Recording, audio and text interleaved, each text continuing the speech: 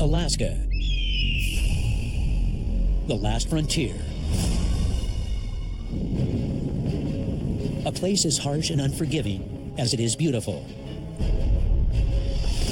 Home to 150-degree swings in temperature, 32 species of vicious carnivore, the highest peaks in the country, and one of the most specialized law enforcement teams in America, the Alaska State Troopers.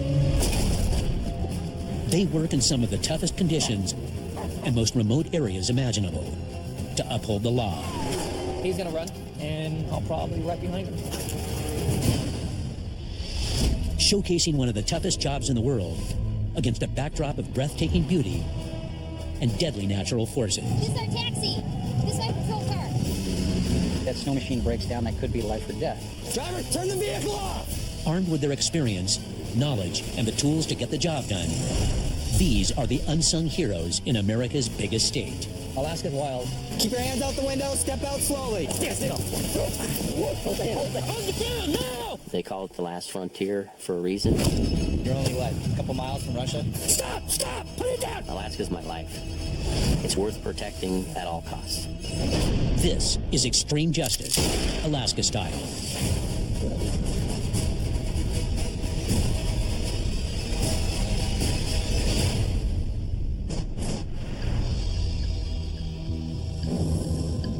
Bethel, Alaska, an outpost among rivers of ice on Alaska's remote west coast. 400 miles from the closest major city, this port town endures winter temperatures of a mind-numbing 50 below zero. This is Wildlife Trooper Mike Cresswell's office. The area that I patrol is tens of thousands of square miles of forests, tundra, rivers, lakes, and east of here, mountains. There are no roads. There's not any way to get there unless you're on an airplane or a boat. In the winter, the river is the road, literally the ice road. Out here, the elements can kill in a matter of minutes. 50 degrees below zero means that if your skin is exposed for any length of time, you're going to suffer injury. It's not that uncommon for people to lose limbs or fingers or even their lives. As a brown-shirted wildlife trooper, protecting Alaska's natural resources is Cresswell's main priority. But in a region where many citizens disdain the law and are armed with rifles that can easily penetrate a bulletproof vest, Cresswell must be ready for anything. You're a trooper first. Whatever it is that comes up, whether it's a bear or a fishery or a domestic violence or a suicide. When you're in the field, the expectation is that you respond to whatever situation is at hand.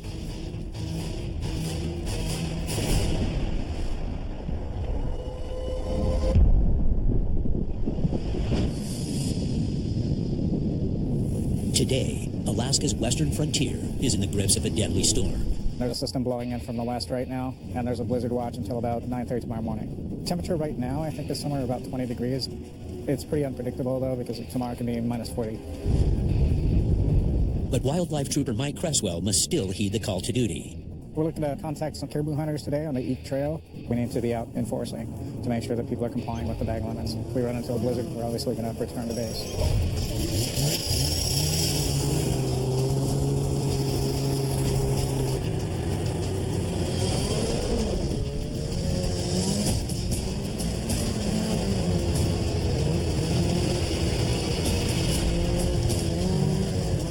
But 4 miles out of Bethel, they're redirected to an urgent and potentially deadly call. Gun assault in Osterville, shotgun. And they're over there now, drunk, partying, and one of them's got a shotgun. Call Larson, tell him we'll meet him at public safety, and we'll go there now.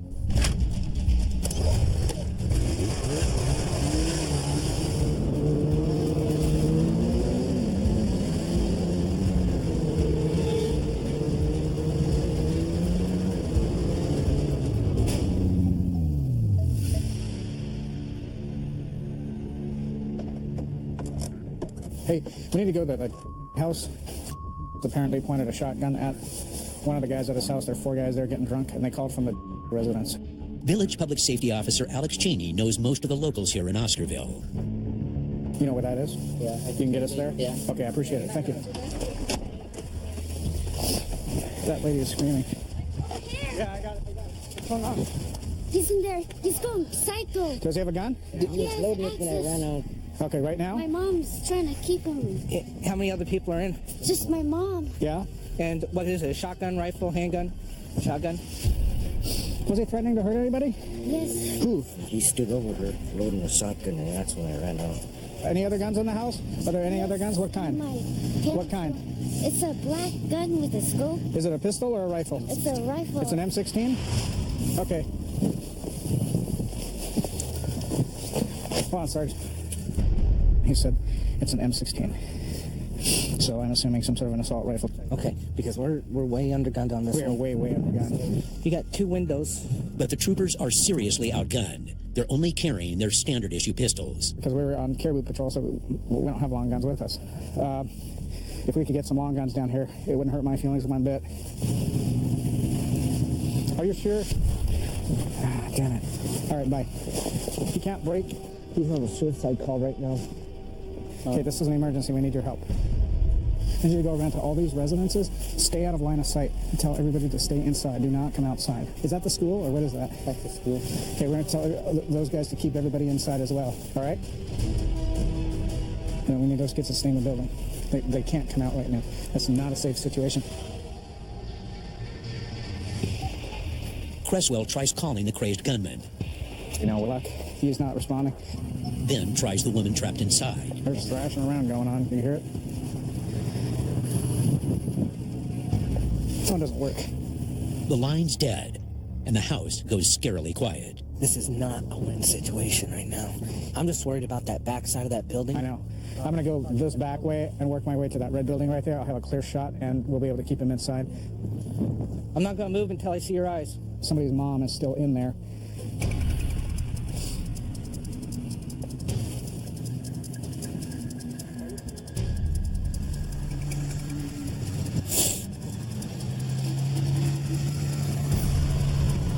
Hey, stop! Yeah, this way!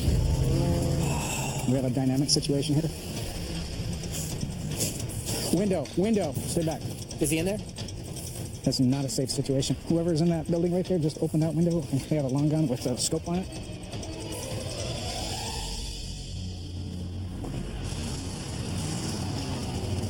After an hour-long standoff, more gunpowder arrives. I want you to go around and what you need to do that. He knows we're here. We're not in a good position. I'll come in here and I'll lock these windows. And then you guys enter. Just stay out of that freaking doorway. The alcove? Here, just grab that.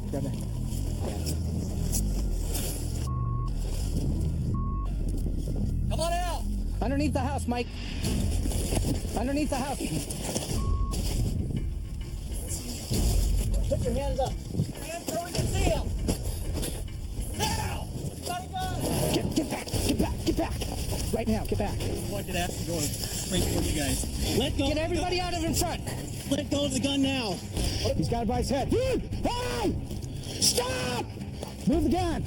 Keep his finger off it. Stop! Put it down. Stop! Put it down. Put it down. It's not worth it. Put it down. Please, put it down. Got a hand on it. Put it down, please. Let go. Got pointed at his head. It's under his throat. Hand wrapped around the trigger. Okay. Let go of the gun. Please. Let go. Let go of the gun, dude. Please, put it down. It's not worth it. Put it down. Give us that arm. Give us that arm. Come on. You got it, Todd? Got it. Now get Todd. We'll get here. Mike, you in here. That's all right. All right. He's secured. Go. You got any knives on you? Nothing else? Come on, stand up. Troopers rush to check on the woman. Come on out. How you doing? No, I'm not going out there. I'm cold. Come here. Cold. What? Stop. What did I do? Stop resisting. I didn't do nothing. Stay right there. House is cleared. All right. Yeah. You have anything on you? What was in that pill bottle? That's illegal. No, it isn't. Yeah, it is. Hey. Without my permission, what am I being charged with? Misconduct weapon. You're drunk and you had a firearm. Hey, Seems relax. like you are Hey, relax. retaliating against me. Just relax. You think I'm stupid? Working in Western Alaska is not always predictable. Today was a good example of that. We're headed out for caribou patrol, and we ended up in a neighboring village trying to coax somebody with a gun out of the house. Just because we're wildlife troopers doesn't mean that we're not trained to deal with more conventional types of crime. But out here, the key is just to be flexible and improvise. There's really no way to know what's going to happen from 1 minute to the next.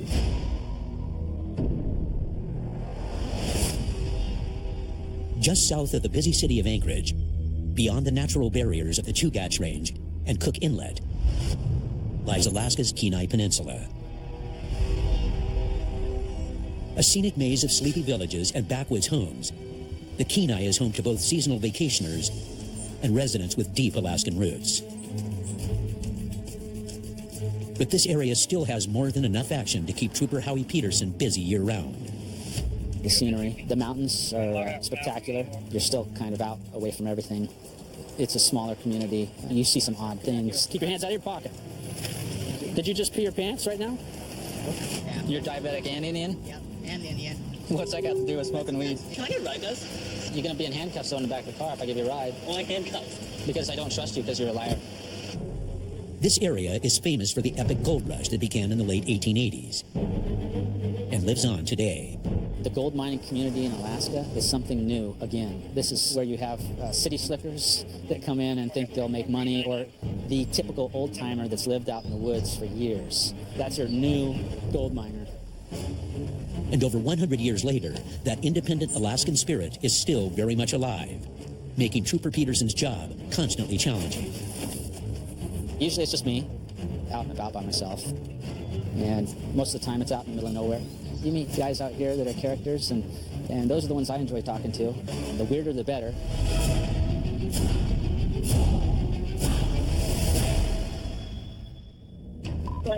On this warm fall day, Trooper Peterson is on a routine patrol on the outskirts of the town of Hope. They made this road because of mining, because it's a big mining community back here. A lot of people go back here and hike and camp and hunt. This is kind of really peaceful out here. But a mysterious 911 call soon takes him deep into gold rush country. Reporting suspicious vehicle about 5 miles down Palmer Creek Road. Sold out in 52 and 23, the area of Palmer Creek Road. We just got a 911 call. It's coming from a cell phone. We don't know anything more than that. These hills are rife with hunting and mining trails, and the distress call could be coming from anywhere. The reception is really bad up there, so it was a call and then it went dead. So who knows what it is. I'll be out with that pickup truck. It looks like an old Ford pickup truck, mile 6.2. It's having engine problems or something. Hey, how you doing? Not bad. Looks like you had better days. He finds one of Hope's modern-day gold prospectors, and he's not thrilled to see the law. Is there something wrong? No, we were told that you might be having problems back here, and I come back to check on you. Do you need any help from me at all? Any kind of assistance? No. Okay. What's your name? None. Your name's None? Leave me alone. My God, all I want to do is go home. Well, I don't blame you. If you're going to arrest me, arrest me. Well, why would I arrest you, sir? Well, because I'm probably breaking every law. I gotta ask you a few questions here. Were you driving this vehicle while you're intoxicated? I'm tired of talking to you. Well, I'm here to find out. I'm not done tired of talking. Trooper Howie Peterson's seemingly simple call to a stranded prospector in the Alaskan backcountry quickly takes an unfriendly turn. Let me ask you this, partner. There you go. I'm good at this. How come you're good at that? The man's erratic behavior raises Peterson's suspicion, so he searches the vehicle. Is this what you drink right here? What is this? Is this your flask? Yeah. What are you drinking? Anything in it? And the man doesn't even have a driver's license. So why are you driving around without a license anyway? You tell me. I hadn't had a license in 30 years. What are you going to do? Give me a ticket for no license? Don't you think it's better to have a driver's license than not? Why would I? Why would you? Exactly. That kind of seems to be the recurring theme with you. You don't have a driver's license, you don't have insurance, and you're drunk. Sir, I'm not drunk. Peterson administers a field sobriety test to find out. And then just keep your head still and just watch it. Sure. Don't look at me. You're not going to play this game. It's not easy to do this. But you can do it. My 6-year-old daughter can do it. Count backwards. Start at 69 and count to 54 backwards. Can you do that? Can't do that either? Who could? You can't count backwards? Can you? Yeah. Why don't you turn around for me? I'm going to place you under arrest, okay? You're going to throw me in jail, huh? I'm going to place you under arrest for suspicion of driving under the influence. Driving? Turn around or I'll put you turned around myself, okay? No problem. Can I, where are we going? Well, I'm going to take you over to Girdwood office. My God, Girdwood? Woo! Mother load here, huh? Is this what he's been drinking out there? Trooper Peterson secures the evidence, then takes the man for a long ride back to the station. What are you doing, that candy? Why don't you stick that up your... Let's see how it looks. Back at the Girdwood post, Peterson gives the man a breath alcohol test. I'll hold it. No, I'll hold it. Oh. Just seal your lips and blow it till I tell you to stop. That's what It's going to he be a said. continuous breath. Okay. He blows over the legal limit, so Peterson takes him to Anchorage to sober up in jail. This suspect pleads guilty to misdemeanor DUI and driving without a license and spends 5 days in jail. His fines of almost $2,000 are still outstanding.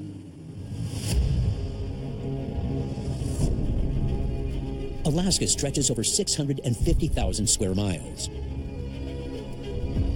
Almost all of it intractable wilderness. Even the most populated areas are bordered by rugged, isolated nature.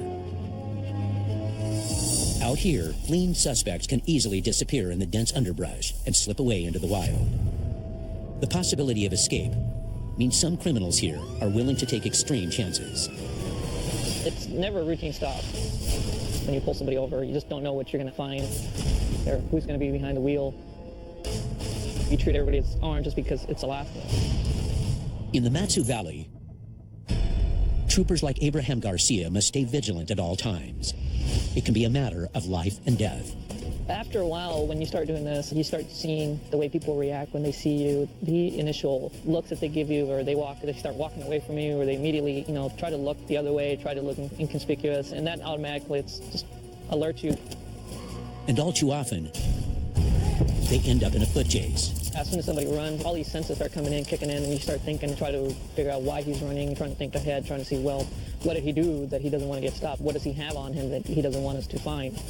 You always think before you go into a situation, because if you go into it not thinking of consequences or what might happen, or if you do need backup, then you might get yourself in trouble.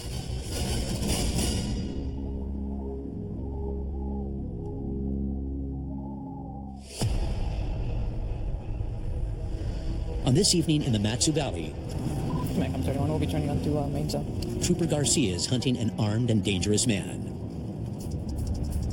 He's got 3 different warrants and for a total amount of $25,000. A lot of the troopers out here in the valley know who he is and have been looking for him. Last time he ran on foot, I think they had about 4 or 5 troopers with a canine after him.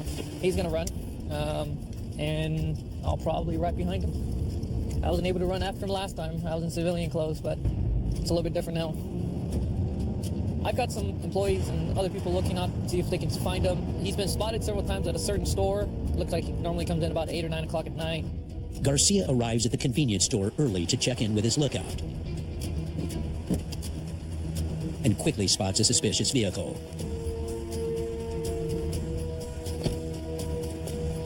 What's your name? Stay right there, man. Stay right there. Put your hands behind your back. It's the wanted man, and he's got a gun. Hey, what are you doing, man? Don't do that. Stop. What are you doing? Don't do that. Stop. Hey, what are you doing? Stop. Stop resisting. I'm not. Put your hands behind your back. I will.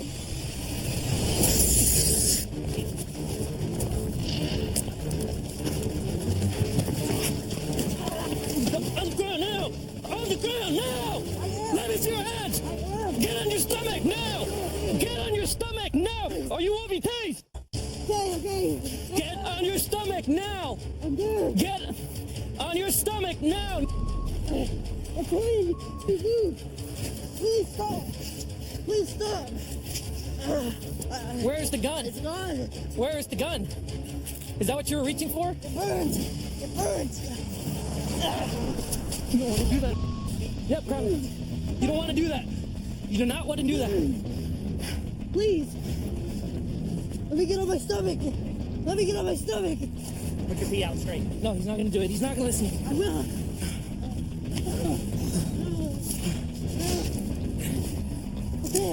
I can't breathe. Relax. Mac up 31, 1068. I can't breathe. Yes, sir. I can't breathe. Come here, the hand. Please give me air. You take my head off. Water. I'll get you water. Stop. I will get you water, but you need to stop like I asked you to when I first started, right? Oh, I'm burning too, so I don't want to hear it. Just don't need another unit. You tried to kick me. If you would have listened to me when I asked you to stop, we wouldn't be in this position. Please help me. I need your help here. I can't see with my left eye. Let's pick him up.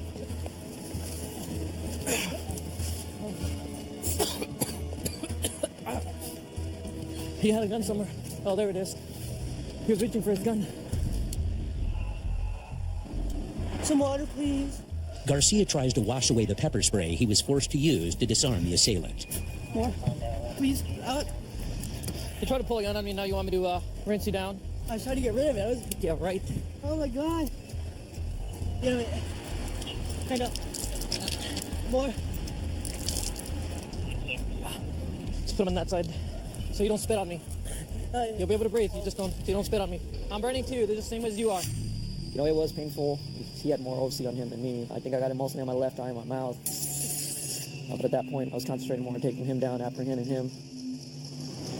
During the struggle there, I felt his holster. He continued to reach in the middle. Eventually, the firearm fell off. And he took off running where I was able to catch up with him. With him, especially with him, and the history we've had, I would definitely have other troopers with me at that point. Nice stop, man, but you gotta wait. It wasn't a stop. Contact him. It wasn't a stop. I was coming over to talk to her and let her know to call me because he said she showed up at 8. I just pulled in here and that's when he saw me coming.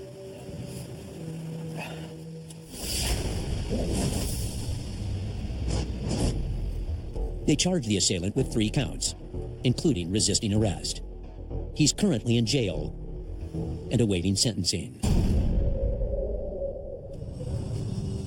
Miles west of the mainland, in the middle of the Bering Strait, lies a frozen world beyond the last frontier, the island of Little Diomede, Alaska. Heavily guarded by unpredictable weather, just getting close to this part of the planet can cost you your life. Diomede is one of the most remote villages in North America. Closer to Siberia than mainland Alaska, here polar bears straddle the line between the U.S. and Russia, which is just a 2.5-mile walk across the frozen Bering Strait. A dangerous adventure that can land you in trouble with Russian law. It's an outpost in a land of outposts, but the law must still be carried out. And here, the law is a 5'5" female trooper named Aileen Witrowski. It's just me when I go out to Diomede. Just me. Diomede has been an Ingalikmiyut fishing village for centuries, and its 107 inhabitants insist on clinging to their ancestral lands. I think the people in Diomede are really connected to their homes. A couple different times they were offered money and tried incentives to move off the island to mainland Alaska, and they declined it. That's home, and they're not moving. But Diomede is still part of Alaska, and when someone in the village breaks the law, Witrowski must bring them in. Logistics are a huge concern out here. If someone ends up getting arrested, I don't have a holding facility, so I have no place to put anybody. I usually don't arrest them unless I know that the airplanes come in. Alaska has a pretty high rate of airplane crashes, and we're in airplanes a lot. Yeah, I've been in scary situations. There's always a potential for something to go awry when you're in the village by yourself.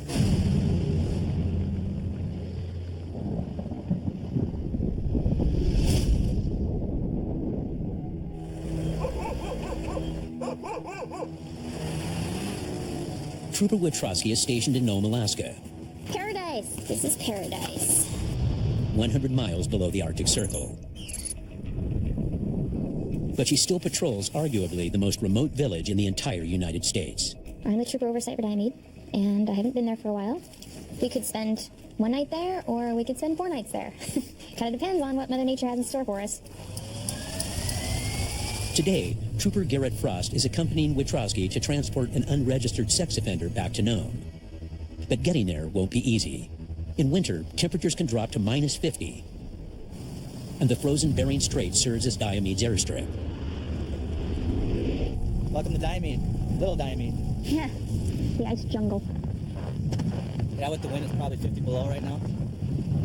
Or are you gonna work in law enforcement where you land on the Bering Strait on ice? We're standing on ice on the Bering Strait. And you're only, what, a couple miles from Russia? We're gonna go to town. This is our taxi. This is my patrol car. With just one flight a day and no holding cell in town, troopers must arrest the unregistered sex offender quickly and get him on the plane before the weather changes for the worse. Up here, there aren't many places to run. It's not like they can run away, but they can hide. I mean, it's their home court advantage, so they can hide, and, you know, some people do. But they're confident the man is home. The plane waits on the frozen sea while they try bringing him into custody. Well, I got a level with you. I got a warrant for you. Trooper Frost is going to take you back to Nome today, okay? Fortunately, the sex offender doesn't put up a fight. We gotta get him back to the sled. We're gonna put him on the back of the snow machine here. The plane is waiting for us to take off. Trooper Frost takes the suspect back to the airstrip to make the 60-minute flight back to Nome, and Trooper Witrowski stays behind. If I'm lucky enough to know ahead of time that I need to bring somebody else with me, then I will. Most of the time, I just respond out here by myself. It's in a unique position because I don't have a holding cell. I really don't have anything out here. Since she's only out here once a month, Witrowski takes time to check in on the rest of the village. Did you miss me? Yep. Well, I'm here to keep an eye on you. Take it easy. Hello, how's it going? Diomede is home to 107 mostly Inga-Likmiyut Eskimos, whose native tongue was once spoken in Russia, just 2.5 miles away across the frozen Bering Strait. There's the international date line, so they get a little upset if people go across there. Local legends describe people crossing over and mysteriously disappearing. Historically, people, for some reason, they look at the map, it looks like it's doable, so they try to go across, back and forth. I know that Russia doesn't appreciate that. But on this village visit, Trooper Witrowski isn't only concerned with criminals. She's on the lookout for a dangerous element of a different breed: polar bears. I heard chased one. Didn't get it, and then chased one too. These hungry half-ton predators venture into town looking for food. That there behind me is about a 7-foot bear, which they just caught recently. It's a female bear. I was about 3 weeks ago when my cousin caught the bear just about 30 feet from here. We do eat the bear meat, but it takes, in order for us to eat the bear meat, we have to cook it for at least 4 hours only. Roughly 20,000 polar bears roam the Arctic, a population on the decline partly due to melting sea ice. Today, only Alaskan natives are permitted to hunt the bears in the U.S. Polar bear attacks are rare, but to keep kids safe, Diomede has adopted a 9 o'clock curfew. And with just 4 hours of daylight in the winter months, resident Henry Solak is on polar bear patrol. I look out for polar bears in the morning because a couple weeks ago I got 3 of them right down here, right by the snow machines. 8:40 in the morning, and the kids were going down to school that morning. Last year I counted about 15 on a drift ice. When they come in close to the village, we had to end up killing them.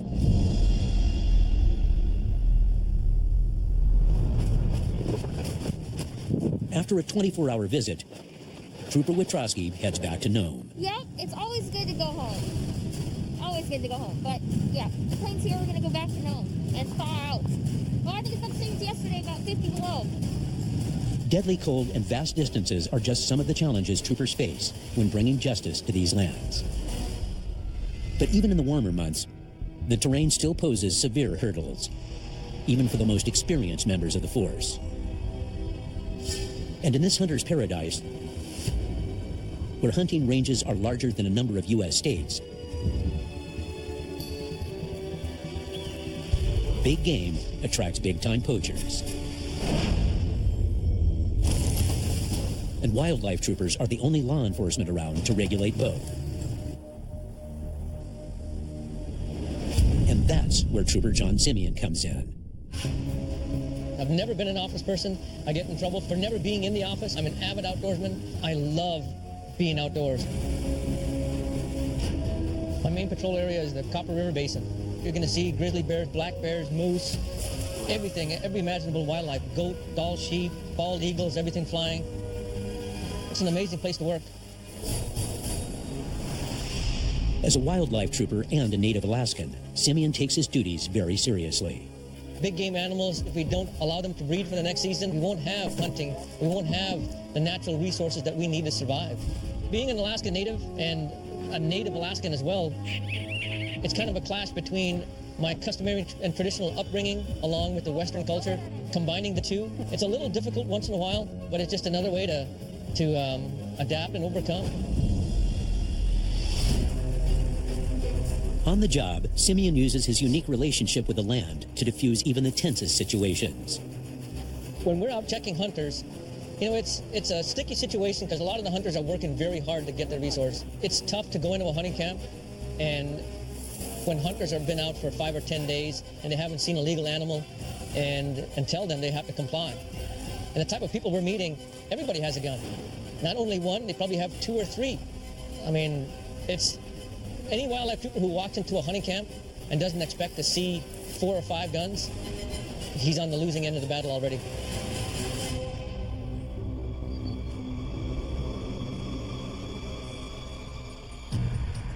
Today, Trooper Simeon's patrolling the fall moose hunt, just south of the Denali Wilderness. Good moose hunting country, some great caribou hunting country, plus some of the best trail riding you can do on an ATV. He's covering 500 square miles of rugged tundra, and both the game and the hunters are on the move. Caribou love to move in the cold. It triggers their mating time, so hopefully we'll get a lot of contacts today and we'll see a lot of people out trying to get their animals. We're specifically out just to contact those hunters who have an illegal animal, giving them the option to turn themselves in first and make the right choice. But the Little Nilchitna River stands between him and the hunters. It'll be really exciting going through. You lose a lot of four-wheelers coming through here.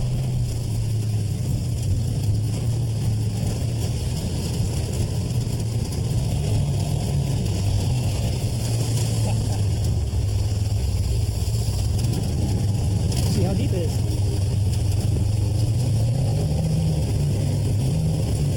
Yeah, it's a little deep.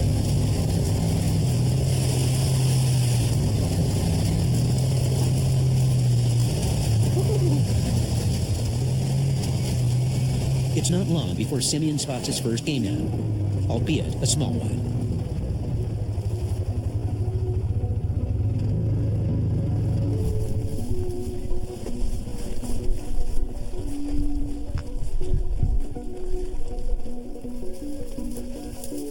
In our native custom, if you see a porcupine, you have to kill it, or else it'll go and tell all the other animals you don't need it. All we do now is we touch it and let it know, I could have taken you, but we're letting you go.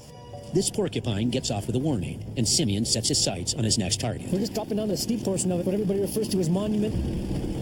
In the rain and the mud, it's really hard going down it. Really steep, lots of loose rocks. And the fog makes this ride even more dangerous. You drive up into the fog, there's drop-offs on one side. If you're not familiar with the country, you go for a long ride with a very abrupt stop in the bottom.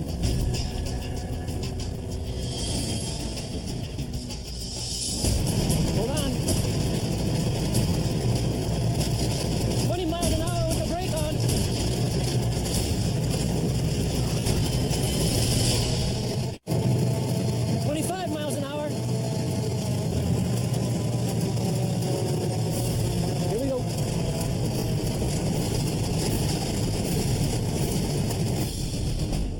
Safely at the bottom, wildlife trooper John Simeon contacts his first group of hunters. Okay, well, let's take a look at the meat. That's easier said than done. So, all the meat is where, you said?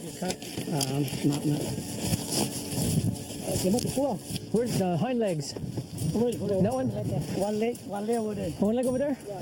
Okay, one leg, two leg. Where's the front legs? Front leg.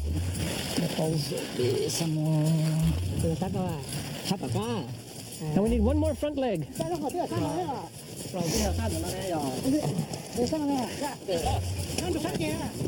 that's back leg? Yeah, back. Right there's another back leg. We need one more front leg. Right here, right there. Okay? Where's the manhood on it? Where's its... What's it? Where's the sex on it? Where's the... Which one? Right there. Yeah, okay. Did you eat this one? Oh, yeah. Yeah, cut it open. And like barbecue, yeah, something like that. Yeah. Very good. Yeah. Where are you from? I'm from Laos. Laos? Yeah, I'm Hmong people. Hmong? Yeah. So what do you call moose then? Moose. That's just moose? That's moose. And there we call malu. Malu? Malu. See, I'm Alaskan native. I'm from Alaska. We call moose dunduvak. Oh, hard to say. Yeah. You know, your language is hard to say. Mine's easy. Your language hard to say. My language easy. No? Congratulations, good animal. My language say thank you, ocho. Ocho? Ocho. Mine is hoyana. Oh, hot. What? Everything's in order, and Simeon counts this day as a success. Is that saying a bad day in the field is better than a good day at the office? I never have bad days. I'm always in the field.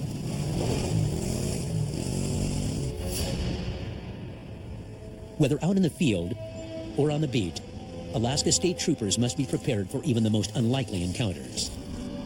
Whether it's a 1,500-pound wild animal, a drastic turn of weather, or running into a hostile reception in one of the state's harshest locales, Nome, Alaska. It's one of the most remote cities in the United States, sitting in the frozen lands 100 miles south of the Arctic Circle and perched on the frigid waters of the Bering Sea. This is the last frontier. Home to one of the biggest gold rushes in U.S. history, Nome was once Alaska's largest settlement. But the harsh way of life here has dwindled its population to just over 3,500 hardy souls. While nature calls most of the shots in this remote city, Trooper Ann Sears is one of the brave group of Alaska State Troopers enforcing the law of man. My name is Ann Sears. I'm a state trooper posted in Nome, Alaska. I've been in Nome for almost 6 years. I'm the oversight trooper for 2 villages right now for Breivik Mission and Teller. Nome itself, since we're on the water, we get affected quite a bit by the weather, just, from our position in Alaska. And it's a pretty rough place to live if you're not used to living someplace that doesn't have any trees, where the wind blows a lot. With 8-month-long winters and temperatures pushing 60 degrees below zero, the area doesn't attract a lot of newcomers.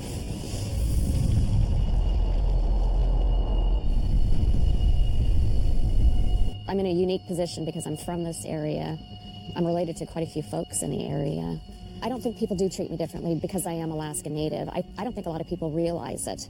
When I go to a call, they don't care who I am or what I am or where I'm from. All they see at that moment is, a trooper, somebody in a uniform. Armed with her intuition and an AR-15 rifle, Trooper Sears doesn't take any chances in this remote outpost. You got 10% of the folks that cause 90% of the problems. Everybody else, is trying to make a living, raise their families. They're great folks. When they're drinking, they're not. They end up in jail or they end up with me. Let's go. Sometimes it's difficult to find somebody in the village. It doesn't take long for folks to figure out that we're there. It's a tough life out here. Going to the village and dealing with calls is the job, and we got to get it accomplished one way or the other.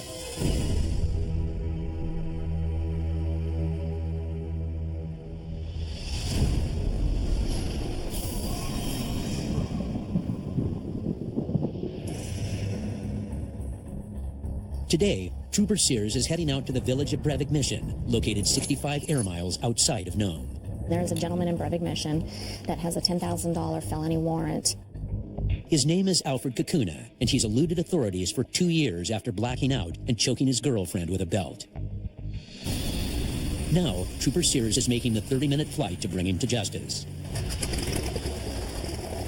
She knows the pilot well, her husband of 11 years, Jay. Like many Alaska State Troopers assigned to rural posts, Investigator Jay Sears is also a licensed pilot. With no road system and frozen waterways, air travel to the villages is more than a mere convenience. It's the only means of transportation, and a deadly one at that. That's part of the danger that a lot of folks don't realize, is just responding to what we do on a daily basis. Alaska leads the nation in aircraft accidents. We fly everywhere.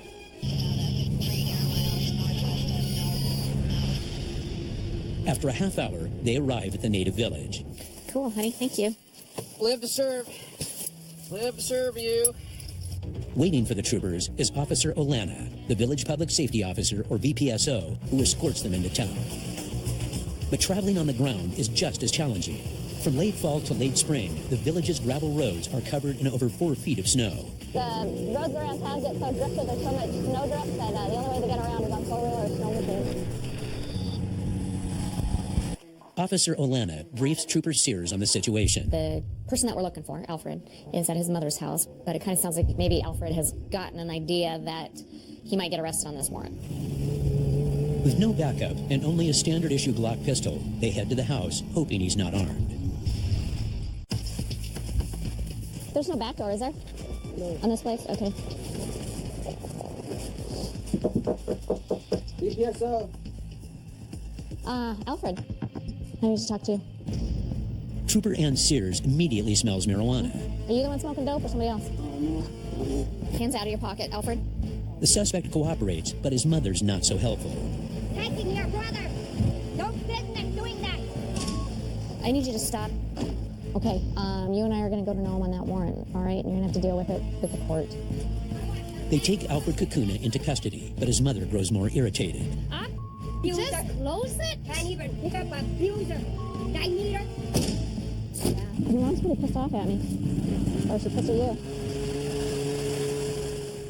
I don't know what to tell you about that. At the public safety office, she places Alfred in a holding cell.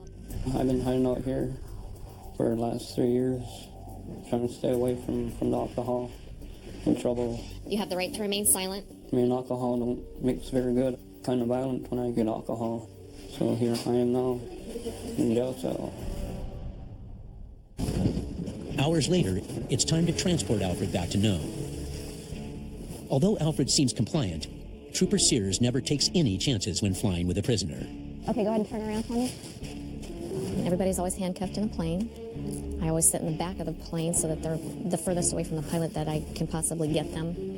I mean, they could, try to hurt them and, make the plane go down. So I always transport somebody with the thought that they don't care what happens, but they're not going to go to jail.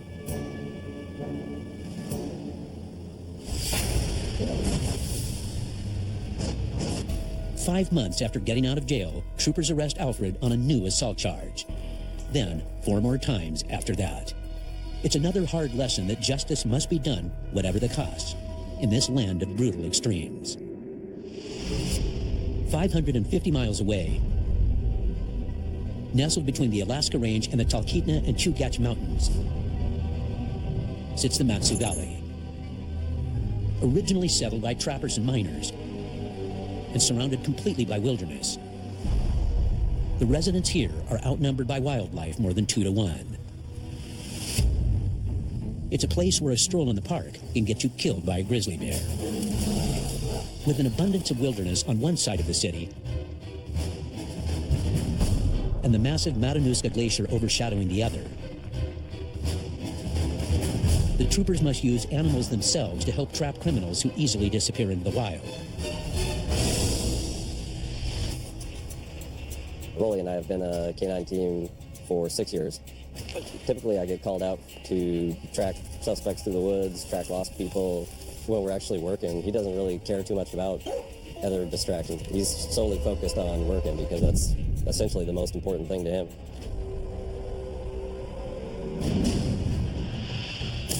At any sign of trouble, Rolly's ready to rush to the aid of his partner. We've got a remote access device that we carry on our duty belt. Basically, I press a button and the rear door that is on Rolly's kennel comes open, and he's trained to come search for me or come directly to where I'm at. In the Matsu Valley, this partnership is critical. It's the largest state trooper post in the state. It's typical to get 30 to 40 calls for service a night per shift. It's busy. We're always moving and always doing something. As soon as I come out with my uniform on, he gets really wound up, starts running circles, and really excited because he knows it's time to go to work.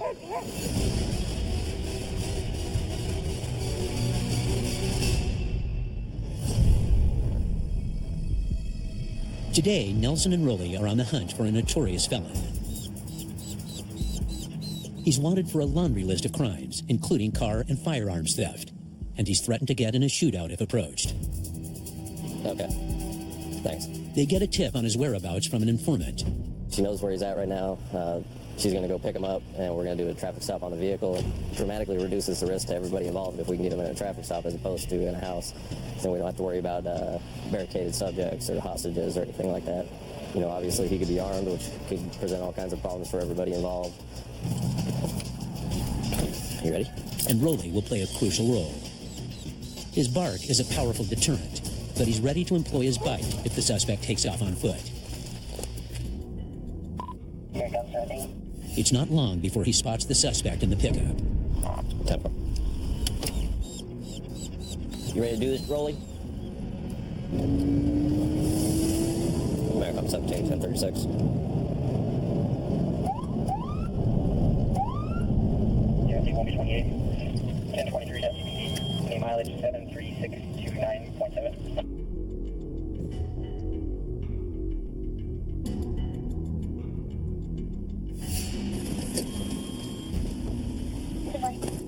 Stand still. Stand still.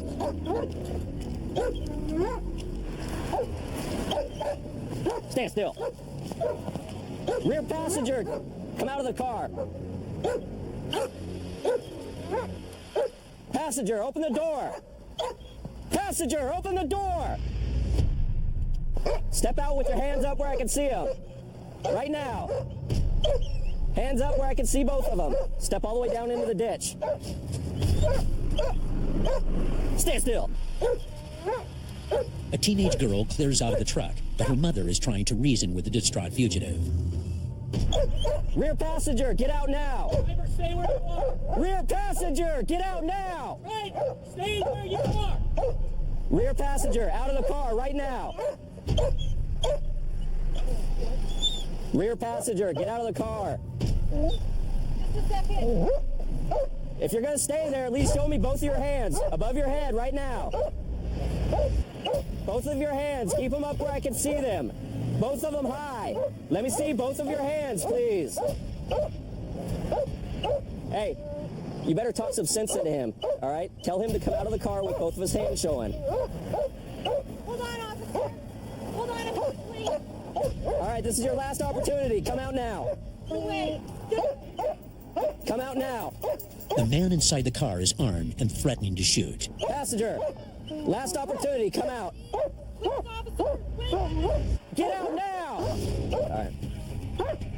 I got you covered.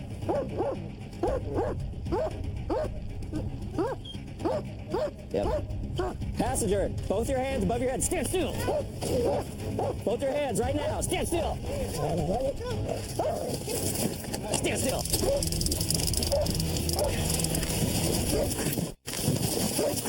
Both the hands. Both the hands. Stand still.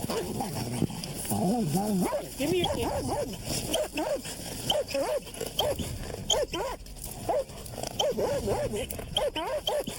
Seconds after avoiding an all-out shootout, the shaken-up driver hands over the felon's loaded gun.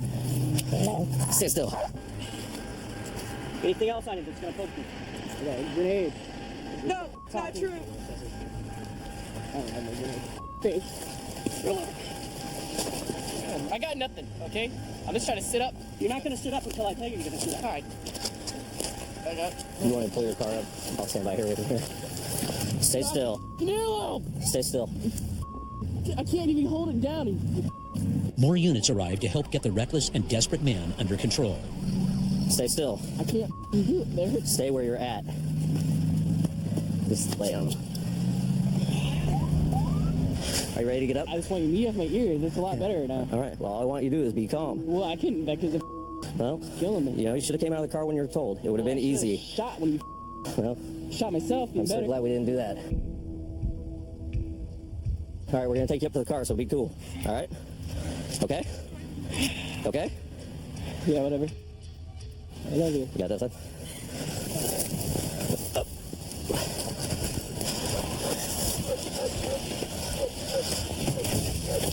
All right, enough of that. We're going to hobble him up. On the ground, on the ground. Where your hobble at? Let me grab mine.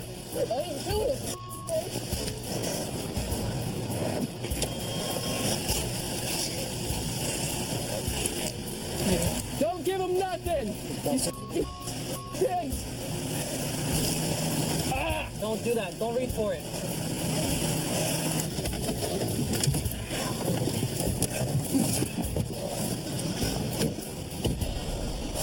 I've got one round from the chamber. Where did you find the pistol at? That's what she's trying to get away from. He had the It's the one that didn't have my name on it. Man. It's like a Ruger 44. Mission accomplished, job well done.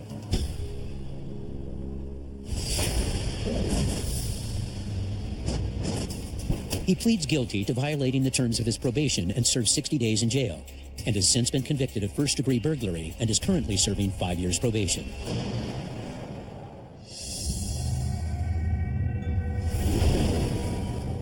Out here, the Last Frontier isn't just a catchy nickname. But that doesn't stop outdoorsmen from testing themselves in these extreme environments. And when they get in over their heads, and there's a life-or-death struggle in Alaska's interior, Trooper Pilot Mel Nading answers the call. I've been flying helicopters for 31 years. My primary responsibility is search and rescue. My first mission was a fatality where two snow machinists ran into each other jumping on a hill. I got broke into an intense part of the job right away. But in a search and rescue mission, stranded civilians aren't the only ones at risk. Aircraft accidents have claimed the lives of 6 troopers, more than any other on-the-job cause of death. Nading's partner is Hilo 1, 2,500 pounds of high-tech aeronautics built for the difficult terrain. It's certified to 22,000 feet. Has a cruise speed of 155 knots. This thing is also capable of operating in winds 40 knots plus, in addition to working at minus 40 degrees. Nading and Hilo 1 are the troopers' go-to team for air missions across the state. My favorite part about flying a helicopter in the state of Alaska is the beautiful environment that we live in up here. The mountains, the water, its remoteness. But Alaska's beautiful remoteness has taken its fair share of lives. They tend to get in pretty dire straits. In this country up here, we have bears, we have deep snow. You're truly out in the remote areas of Alaska, and it's not someplace easily to get back from. There have been a few cases where I simply couldn't get to them. I could get close, but I could not reach them.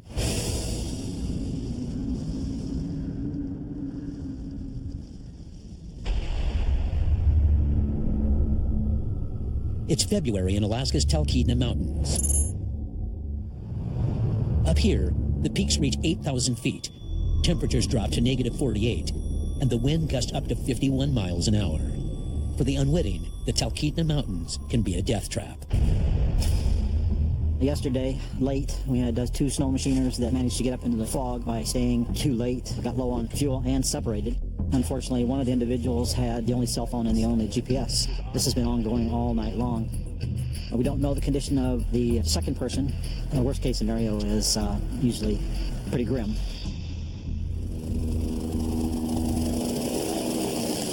Now, Alaska State Trooper Pilot Mel Nading and search and rescue volunteer Scott Horacek must comb the Talkeetna Mountains for signs of the lost snow machiners. At these temperatures, the men will only have a few hours before death from exposure is a very real danger. Go up to our last known coordinate, start working our way out. See anything moving, yell out, keep your eyes on that spot, and I'll turn to it, okay? Yeah, a bunch of fresh tracks up in here. This has got to be our guys' track. Yeah, they're all over the place here. So it'll be this area right here. This is on. I see somebody down there on the right side, right there. And Matcom, we've located one subject, and we'll be landing here momentarily.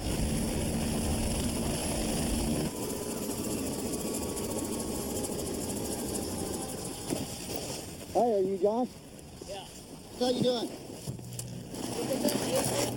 No, we haven't.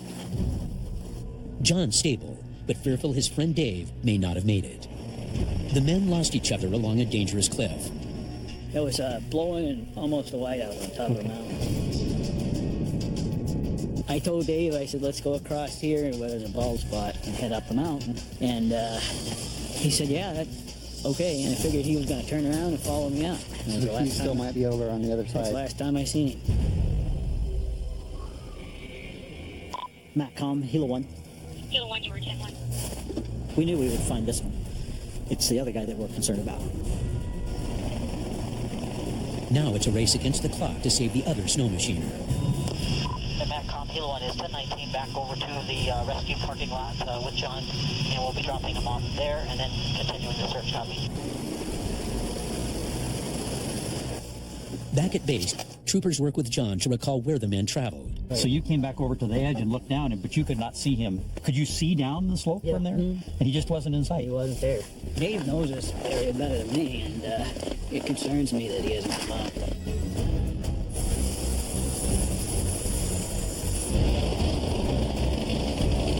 Okay, let's go find this guy now.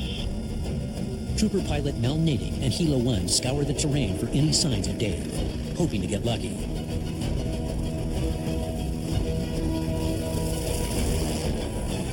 Did John give you guys a pretty good idea of where it might be? He has no idea whatsoever.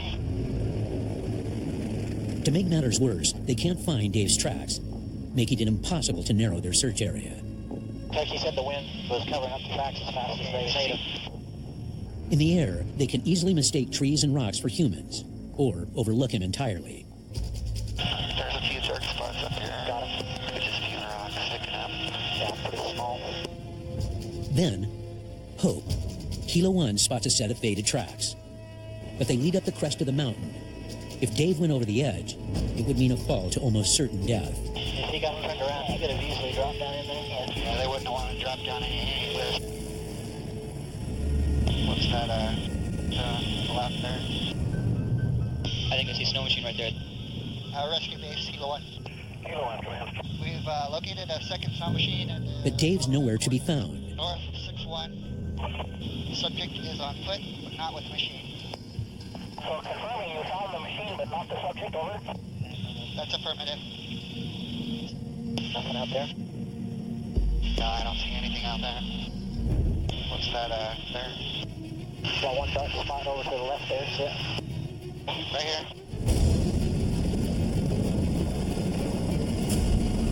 There he is. There he is. What's that, there?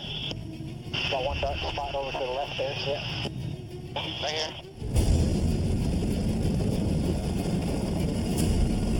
There he is. There he is. Rescue base, Hilo 1. We have the subject in sight. The subject vertical and moving. That's affirmative. Team 3 base, do you copy? Go for Team 3. Roger, do you copy? The Hilo is going to be picking up our subject. Roger, roger. Rescue base, we're landing at this time. Roger. Dave! Dave!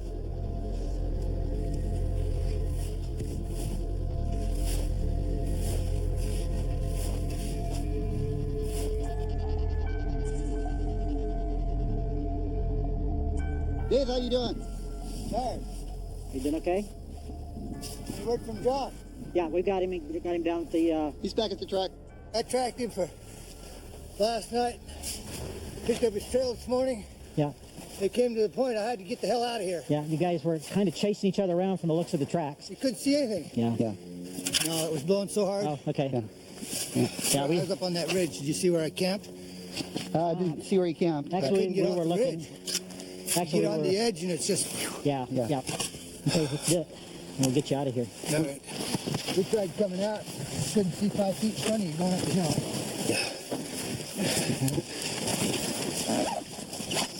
Well, it wasn't no party last night, that's for sure. Wind blowing like, man, it was cold. Hold on to that. It was cold. Yeah. After being lost in 20-degree temperatures overnight, Dave is finally on his way home. If not for the Alaska State Troopers and volunteers, he might not have made it off this Talkeetna mountaintop alive. It could happen anytime. Man, it can happen just that quick. Nobody knows. So, you know, it's like when you start counting your blessings, being thankful for what you got. Start to thinking about the important things in life. Your wife, your kids, those that are close to you.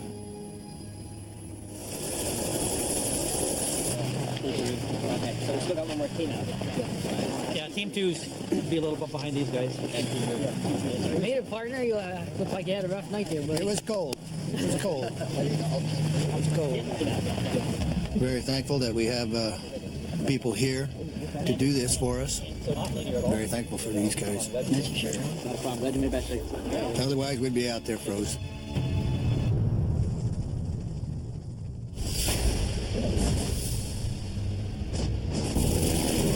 Unfortunately for Trooper Pilot Nadine and this adventurer, the story doesn't end here. Only 2 winters later, on the remote Ninilchik Glacier, Nadine and Hilo 1 rescue the same man from the bottom of a crevasse.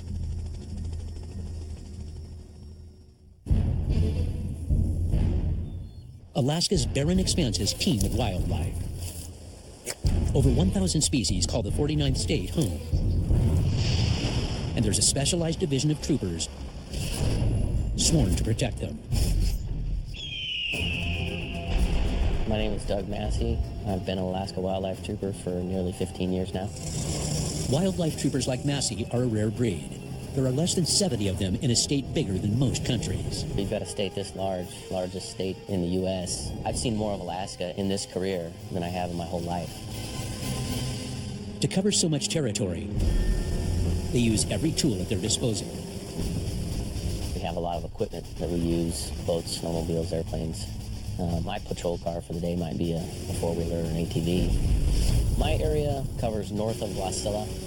I mean, it's 125, 135 miles. And in populated areas like the West Matsu Valley, man and beast compete for the same turf. I've been asked the question several times over the years, what's scarier, running into a bear, running into a person? And for the most part, I think animals are more predictable than people. The percentage of people I contact with guns is generally about 99%.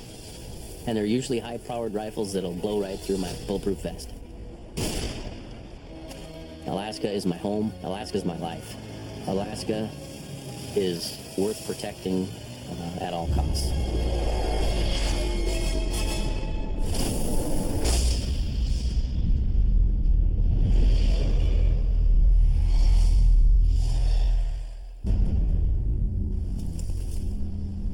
It's moose season, and wildlife trooper Doug Massey is on the trail of an illegal hunter. Hi, this is Sergeant Massey with the Wildlife Troopers. Tell me what's going on. I have a buddy who went hunting yesterday. Long story short, he shot an illegal moose and left it lay out there because he didn't want to get caught, he didn't want to get in trouble.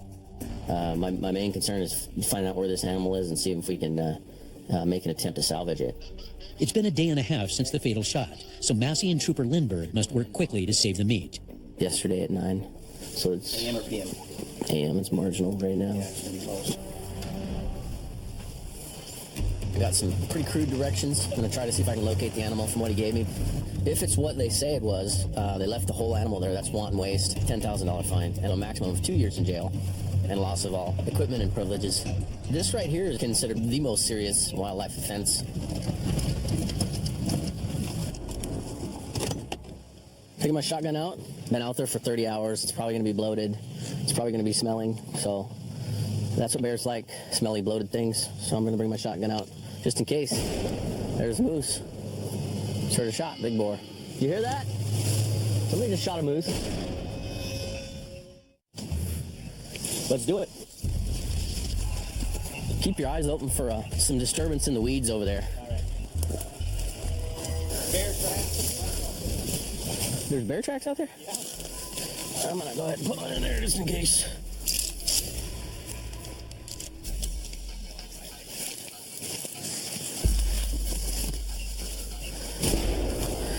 Shooting again. Jimmy, go. Jimmy! Where you at? Nothing? Go ahead. That's not it. That's an old one. Kill site back there, it's a cow. It's months, weeks, months old, probably months old. Let's roll out. Back at the boat launch, the troopers meet up with a caller who's ready to lead them to the site of the illegal kill. What we're gonna have to do is get a boat. Otherwise, it'll take all day. All right, you ready to go for a little quick boat ride?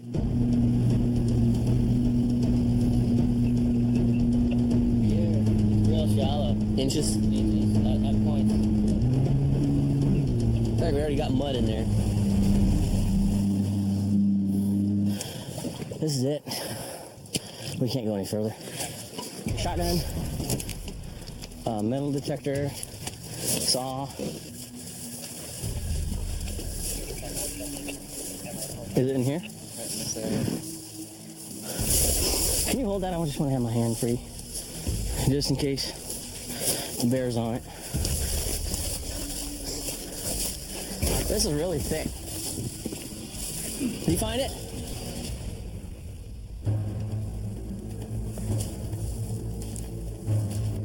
Yeah, it stinks already.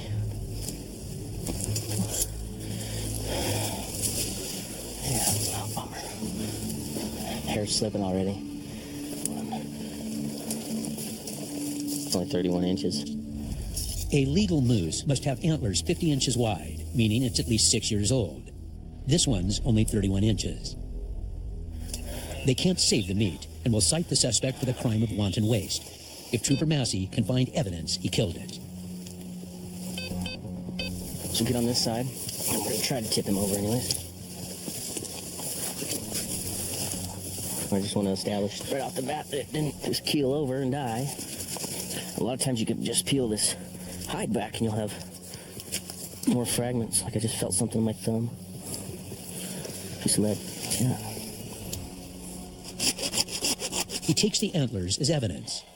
What I try to do is keep them the width I found them that way, short, sublegal. Up. And I got this. There you have it. All 4 quarters are here. It's wanton waste, sublegal. I appreciate what you did. Without you, I'd have had nothing. The moose is only 31 inches, 2 brow tines on either side. Far below what would be considered legal. The guy's in trouble. He's in serious trouble. The next day, Massey brings the hunter in. This is the rifle? All right. How long have you been hunting? Since I was about 10. What made you think it was legal? An old friend of mine had told me the easiest way for you to tell whether or not a bull is legal is if the antlers pass the midsection of the hump. That moose was only 31 inches. It was really small. You made the decision to shoot first. You're going to be cited for wanton waste of a big game animal. You'll also be cited for taking a sublegal bull moose. I think a few things could have been done differently. You probably agree with me on that. He seizes the man's rifle and issues him citations that could result in up to 2 years in jail and a $10,000 fine.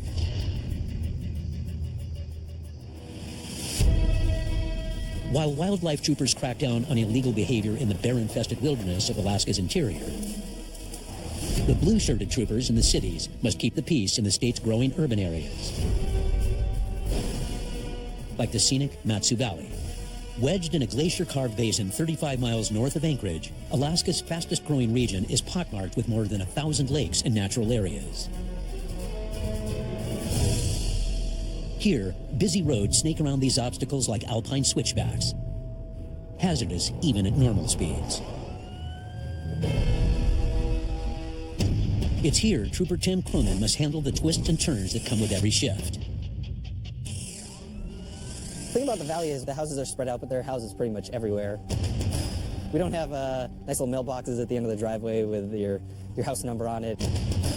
In Alaska, the wilderness and the areas where people live in definitely overlap. And out here, some self-sufficient and armed Alaskans have little respect for the law. They like their small little close-knit communities. They often see us as outsiders, so we're kind of going in there at a disadvantage. In these unfriendly hollows, troopers don't have to look very far before finding themselves in dangerous situations. And when a motorist decides to flee, Cronin has to quickly assess the risks. You've got 2 types of people in those pursuits. You've got the people that really want to get away and they'll do anything to get away, whether it means, hurting you, hurting someone else, killing themselves in a car crash, getting out, attacking you, shooting at you. And then you've got people that really just want to give it a good run for the money and see if they can get away. But the landscape often plays a part in ending the chase. Most of the roads just go in the middle of nowhere. So all you're doing is running into areas with worse roads, with less places to hide. So you get out on foot and run in the woods, and you're just going to get eaten by mosquitoes, get really cold, and hopefully not get attacked by a bear. But with the wrong suspect, a routine traffic stop can quickly escalate into a shootout. Every time you have to draw your handgun on someone, that pretty much means that stuff has gotten to a point where lives can be in danger. It's better to be safe than sorry. You don't want to be standing there with your hands in your pockets when a guy comes flying out of the car at you with a gun. It's near midnight, and Trooper Cronin's night is in full swing. He's pursuing a vehicle that took off when he tried to stop the driver for speeding. He turned off his lights. Back on 1B43. I'm on Horizon. I turned around on a vehicle. He took off at a pretty high rate of speed. Still trying to catch up to him. Back on 1B43. He's always ahead of me. I do have a failed yield. Just run multiple stop signs. 10-4, do we have a vehicle description? It's maroon. It had one brake light. It was moving over 70 miles an hour on KGB when he passed me. As soon as I turned around, he turned up Horizon. He just turned left back on Horizon towards KGB. High rate of speed, peeled through the stop sign. Copy, 1019. Mac on 43, he's moving at a high rate of speed down Horizon towards KGB. Copy, Horizon towards KGB. Even with the pedal to the floor, Cronin struggles to catch up. Mac on 43, I'm going approximately 85 miles an hour. He's probably at about 90. He's about 300 yards in front of me. 10-4. High-speed chases are extremely dangerous for both troopers and the motoring public. In the growing dark, it's critical Trooper Cronin ends the chase quickly before anyone gets killed. All units 1033, 1033, 10-3, NCIC. 31, copy, what's your point now? Passing mile 14, still outbound. 10-4, I'm going to try to hide my vehicle, see if I can make it there before you. Mac on 43, I'm catching up at a pretty good rate. I'm about 100 yards behind him now. After almost 6 miles, Cronin finally catches the vehicle and the chase takes a strange new turn. Mac on 1B43, we're slowing down. He's moving approximately 10 miles an hour. Driver's moving extremely slowly. Mac on 43, driver put his hand out the window to signal me, but he's still not stopping. We're stopping at Gleason Lane. Have you stopped at Gleason? Driver, turn the vehicle off! 10-4, Keep your hands out the window, step out slowly. Reach down with your right hand. 10-4, continue. Brake, 30-12, 10-20. Step out of the vehicle. Now turn around. Back up towards me. Keep going. Stop. Get down on your knees. Put your hands behind your back. Do not move. Do you understand me? Mac on 43, I've got the driver out of the vehicle at gunpoint. Do not move. Do you understand me? Backup arrives and Cronin moves in. Gonna move in. Do not move.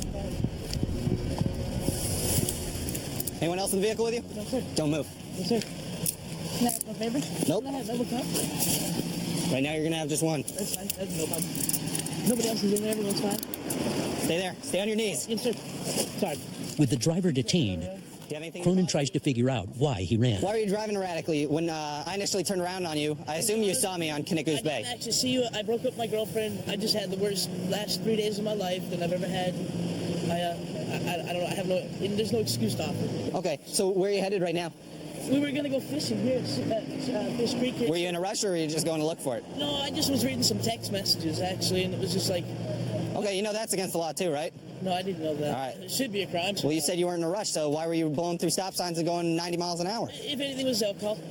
The alcohol? And driving, yeah. I'm sure I'm way over the legal limit. If I'm out here and I'm a danger to the people, then I'm wrong. How many drinks have you had? I'd say 8, 9, 10. All right. The Were you drinking anything while you were driving? Well, I'm going to tell you the truth. The honesty is I left Anchorage and we got caught in the traffic, and I'm diabetic, and I felt shaky, and I had beer. I was going to come out here and camp out. I started drinking early. So 13 open beers. So right now, it looks like we got DUI, mixed 6, felony elude. For the driver, it's an unhappy end to an already bad day. I broke up with my girlfriend. I just got diagnosed last week with high blood pressure. What's that? I just got diagnosed with carpal tunnel, too. I believe I got a mosquito in my right temple. Are you tired right now? Super. This is already a dangerous road. That's why it's designated a traffic safety corridor. And then we got guys, intoxicated, running from us, going 90 plus miles an hour. That's a bad combo. Thankfully, this one, judgment got the better of him. He stopped, and we went from there. It would have been easier if he'd thought before he acted and pulled over when we tried to get him to pull over.